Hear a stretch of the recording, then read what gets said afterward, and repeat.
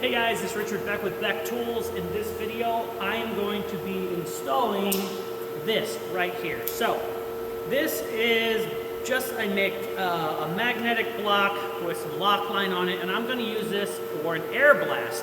I need air blast because I'm going to run 4140 pre-hard for the very first time on this machine. So, it's what I've learned is if you have ALTIN coating, that coating doesn't really activate until you get really high temperatures. And when the tool gets to a high temperature, it creates some type of barrier, thermal barrier, because of the coating that can only happen at high temperature. So if you pay big money for these ALTIN coated cutters and you're using coolant, you're defeating the purpose of the coating. On top of that, when you cut harder materials, they say above 40 Rockwell, which the material I'm going to be machining is probably 35 to 40. It's right on that line. It generates more heat, and so the cutter will come out of the cut and get hit with coolant, and it'll cause micro cracks and fractures, and you'll get a lot less life out of the tool.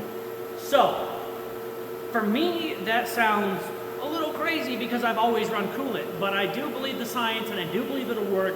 So I'm gonna cross my fingers, I'm gonna hook up this air blast, and we're gonna run a 4140 part.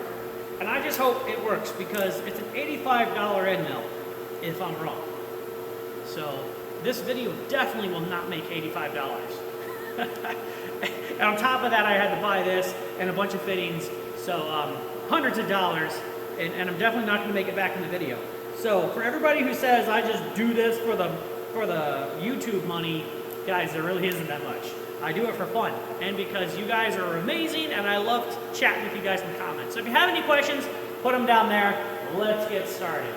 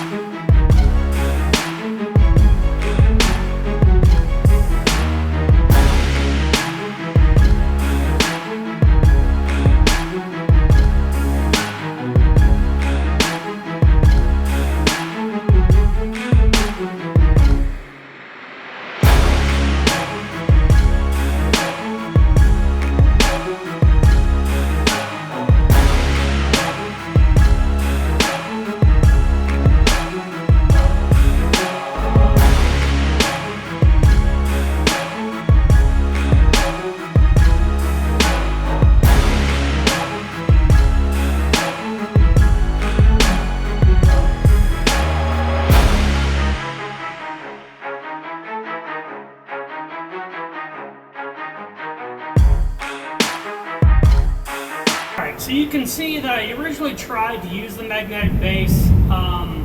Sorry about the thunder. It's got a massive storm out there. But the magnetic base is moving around, right? So when I would go to adjust this, it would move.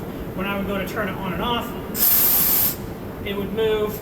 So realistically, there was already a bolt right here, the same size as the bolt that was used in the mag base, and it's long enough. So I decided to go ahead and just bolt it. And I ran this, zip tied it to the coolant line, so it's kind of, you can see it's held against, so it's not going to hit the roof. I've got the valve. I wish my valve was the other direction, but you know, I could have done that. I literally could have taken this valve and flipped it, and then I'd be like flipping down instead of towards me. I could bend it out a little bit. There we go. It's a little easier to get to. All right, time to run a part. Hope I don't lose power. That would be really bad if I lose power in the middle of the cut. Maybe I should postpone this for another day. But I have time now. Now's the time to do it.